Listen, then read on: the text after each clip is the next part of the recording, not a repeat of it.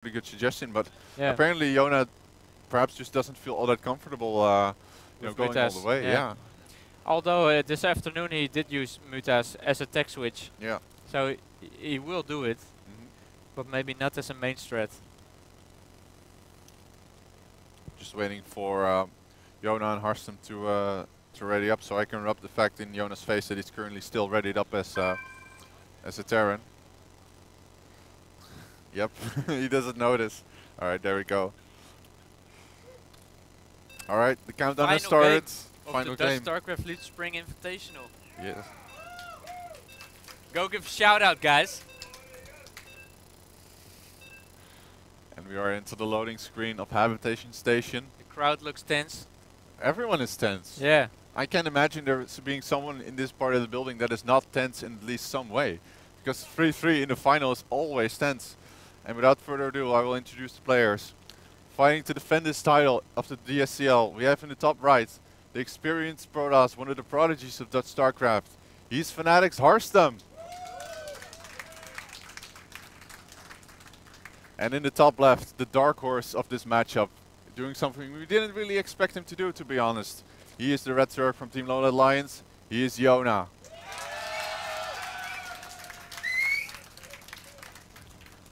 Well, yeah, Jeroen, if I can hook into that, Go I for think it. we have a fan favorite right there. we just might have. Oh. So we have some seemingly very standard opener here by Harstem with the pylon at the top of the ramp, Yeah. which will almost inevitably lead into either a Nexus first, which I doubt, or Yeah, a gateway. I doubt a Nexus first as well. Yeah, it's technically an option, but realistically not so much. So Jona as well, going for the drone scout. Harstem didn't probe scout, by the way, Yeah. which kind of surprises me. I think, I believe Jona got the scout off in his own base just to check for proxies, because that's more than advisable. Yeah, Harstem currently looking at the point where he should be able to get a gateway, but he's currently up to 14 probes. Nexus first. This is the Nexus first. Those are big balls, man. Again. It's eco cheese. And yeah, but the thing Jona, is, yeah, he he can has a block. He drone. needs to block. Go down. Yeah. and he goes down, and he has Oh. the money to proxy Yeah, a hatch if he but wants he's to. not gonna do it, I think. No, he No. shouldn't. He's just going to be annoying this drone. This probe going to go, Yeah, fisticuffs. the drone will win, but now not. Oh, why is he fighting this? Oh, God! Yeah, but he already forced the gateway first. Yeah, and he's still delaying this this Nexus even further. And now Yeah. the drone is regenerated, so he can easily get away. 1, 2, okay. And he spots the Nexus, which is pretty good by him. But we can say mission successful. Absolutely. And we have the gas before pool once again here by Jona. Yeah. However, I cannot advise the same build as he did in the previous No, game. no, the ramp is way too small. Yeah. Harstem, of course, never gonna let that mistake happen twice. But speed lane opening is always good for map control. Yeah. You know, the investment, of course, is there, but it's worth it. Yeah, we see in Jona's playstyle that he really knows how to handle the early lane openers and the speed links, just to maintain indeed the map control, as well as being able to shut down all of those proxies. We have double gas being thrown down here for Harstem, and yeah, the Cybernetics score is on the way, of course, as well. And he will be hoping to open up as well as he can. Oh, I'm so curious what their follow-up is going to be. Yeah, it has to be. Yeah, I don't know. I think the player that at this point in the game just keeps their head in the game and keeps calm has the best shot at winning, because Yeah, the but openers. of course they're both so nervous right now. Yeah. But I see something that really pleases me. Jona, he put the drones out of gas exactly 100 gas, and you cannot do that when you're really nervous, and you're gonna screw up the timings, you know. I But, know what you yeah, mean. That's this- really that's actually a very good sign. Thank you. Overlord is a tad late, if I can criticize. Are we gonna nitpick every single detail? So he's gonna make the third base now. The drone is walking out. He's gonna go for the gold. Yeah, Oh, yeah. he should go for the gold. And this kind of puts a timer on Harstem, it seems. Even though Harstem is usually the one to put a timer on his opponent with the tech superiority and the cost efficiency of his units. Yeah. So this also means that Jona really needs another queen and goes creep spreading. Yeah. Like, he cannot make the same mistake of not connecting these bases. Yeah. I mean, the distance between the bases here is even shorter, so if something of a swarmhouse basis would be perhaps even wiser.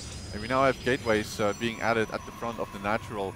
One gateway going down. There's actually already a forge in the main, so I do not expect this to be a straight up gateway attack at all. No, but it's a really quick forge, so he may want to go for a +2 timing or something. Yeah, maybe +1, Sentry Zealots. Doesn't seem all that likely, but No, the potential is there, but it is quite certain that I feel that Harstem is the one here that will have to strike because of the gold base that has been taken by Jona, who is adding on an additional queen, by the way. If I was Jona, I would transfer like 16 drones to the gold base, right? Yeah, that's what you should do, by any means. 6 or like 12 or something. Yeah, it's actually sort of worth it to oversaturate a bit. And here we go, already the first drones being rallied there as the hatchery is about to pop. Would really like to see a couple more. He's adding on drones into gas as well. Scouting around with his speedlink, sees that there's no gold base for Harstem. And he has an overlord in his opponent's base, so whatever Harstem will do, Jona should be able to spot it. Jona's doing well again. Unfortunately, he's making a Roach Warren on time now. He's got way too much. And it's a third for Harstem. Yeah, he should really make a macro hedge right now. Yeah. Really go for a macro hedge, upgrade to a lair. And yeah, 2 gas is fine right now. Still no definitive check choice out of the Protoss player here. Okay, so of course Harstem is making a third base, but if he doesn't attack, then Jona is still in the lead, you know? Yeah, definitely. He hasn't rallied any drones there, which is okay. There we go. As I speak, he does that, which that is definitely a good move. And what's surprising, Harstem is not taking the gold. Yeah, he's taking the other one. Yeah, he doesn't dare to. Yeah, I'm not sure if there's a particular reason for it, but he simply does not. And usually Terran and Protoss always like to expand closer to the Zerg than farther away, right? Oh, there's actually 6 gases on the way for Jona. So we may see mutas. This might be the mutas, and his lair is on the way as well as a single evolution chamber. So if he does go for the mutas, I feel this is a perfect map to do so. So Harstem is adding a Twilight Council and more gateways. So I think he's gonna go for Blink Stalker and stuff. Yeah. And maybe +2. But his Twilight Council timing is not good. No, like it the +1 off. finished a long time ago. Yeah. It but seems that just Twilight Tech off of 3 bases is not really enough to break a Zerg, especially that is mining out of the gold. Oh, this is so lucky for Jona. He's not going for Mutas, but for Hydras. And of course, Hydras are the perfect counter to gateway units. Yeah, in this case there's no Robo in sight. And it is +2 and Blink, so no Templar Archives being added on right now. Yeah, so the +2 timing of Harstem is a lot slower than it could be. He's on 7 gateways right now, but he should really start chrono boosting this forge. He's not doing that. I don't understand why. We actually have a bit of a move out here from Harstem along with the proxy pylon, so this definitely shows that he has a force to be reckoned with. You have 13 Hydras on the way. He actually had a bank saved up just for when his Hydra den was finished. So he needs to prevent Harstem from getting up the ramp towards his gold base, though. If he doesn't let that happen, otherwise it'll be a disaster. Yeah, and sacrificing links is definitely worth it to extend the incoming attack. Yeah, his creep spread isn't all that amazing, but it's not bad either. It's good enough. Yeah, exactly. He cannot spread another tumor right now because he would simply be killed. And now the Hydras are out. I think he made the Hydras just in time. Yeah, this is a great timing. And his creep spread is actually on the ball, getting another creep tumor out. Yeah, this is just in time. Yeah, so Ling Hydra doing very well against this composition. He's actually looking really to go for a fight here, but the force fields hold out the Hydras. Perfect for Jona again. And Jona 5 force fields for nothing. Might actually kill off this proxy pylon here. Oh, this is going all the way for Jona. Oh, he should have finished it. Yeah, should have killed that.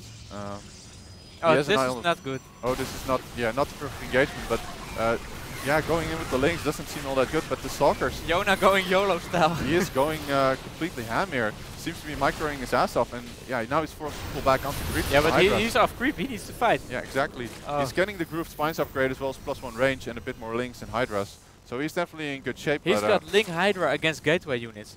And the Colossus switch is gonna come so late that Jona has a really big opportunity to attack. Yeah. You know, a really big window. And he's getting also the speed upgrade for his Hydras, making them even more ferocious. And an infestation pit, you know, everything is going his way right now. This is a good angle for Jona. All he needs to do is defend this choke. Yeah. If Harstem steps on the creep, even with good force fields, this should be a good trade here for Jona. Yeah, also I think Jona is in a good enough spot to move half of his army behind Harstem's army and go for the sandwich. Yeah, he still has been somewhat reluctant to do that. He's made a lot of additional links, but it's easily enough for him to split off, kill a couple of these. Harstem cannot attack. He cannot. He cannot attack. roaches being added on right now for possibly a bit of tankiness. So the robotics bay is about to finish. So he can make the Colossus switch, but of course he really needs to extend the upgrade, you know. It's gonna take another 2 minutes. Oh, is he gonna blink up? He is. This could actually be a very good strategic play here from Harstem, forcing his opponent to engage. I don't think it's gonna do much.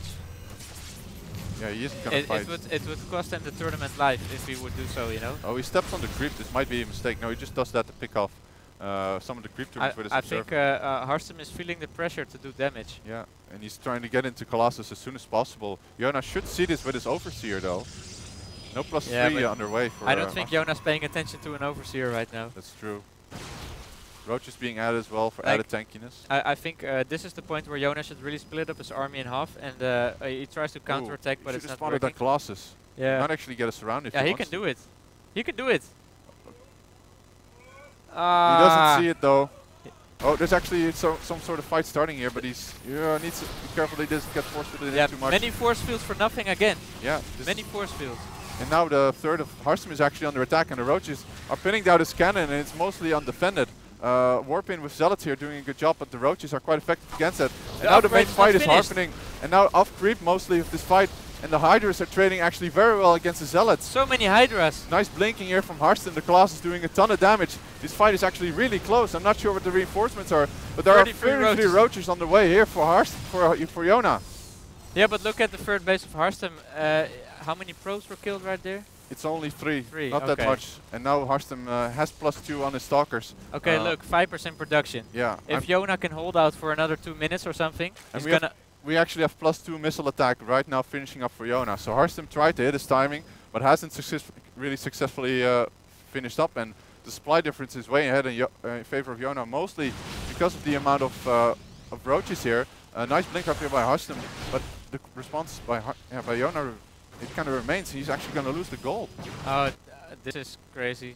I'm not sure why he isn't fighting here. I have one possible explanation. He's like, I've got such a big bank that it's kind of okay, you know. He's making another base. He doesn't want to take the risk to lose everything. Instead, because he has the big bank, he's like, okay, I'm gonna just produce. The loss of resources is okay. Yeah. So he needs to get the concave, you know. Yeah, and it kind of looks like he is in a position to do so, except he's only attacking from one angle, so this might be a crucial mistake by him. He has 4 fighting here is not a good chance. The force fields actually help him out here by not. Abducts. Oh, nice feedback there on the Viper, and he's fighting with only half his army, so this is a huge mistake. Dribbling with half his army, and now he can get a concave. He needs to fight right now. Goes for the time up, but once again the force fields here by Harstem are just so good. Getting on top of these Roach Hydra. So the right flank here is only fighting the Zealots, not doing damage to the actual army of Harstem. Harstem is forced back by this Roach Hydra, but it's far from an ideal fight here by Jona. Yeah, and the food is starting to equalize. This is not going Jona's way. No, he's getting a decent fight though, but the amount of damage is just too high. The Roaches are kind of coming in, and Harstem, he looks like to be pulling through with the help of this Colossus. Yeah, Jona is keeping his army way too clumped up, you know. He had so many opportunities again. And his fibers died before they could abduct, or Blinding Cloud could do anything, and now it's just... Harstem here nailing the engagement, is now aggressively blinking forward to pick off individual roaches. I'm not entirely convinced that adding on roaches was the best decision to make here, even though they are quite tanky, but it felt like the composition was still off. He had 33 roaches. If that was half roach, half Hydra, he would have had a much stronger composition. I think this would have worked for Jona if he didn't clump up the roaches. Yeah. Like if he had a really big concave, which he could have, then the splash damage of course was negated, so then he could do a lot better than he did. Harstem is now in a prime position here to take this game. The roach is actually being isolated from any potential reinforcements.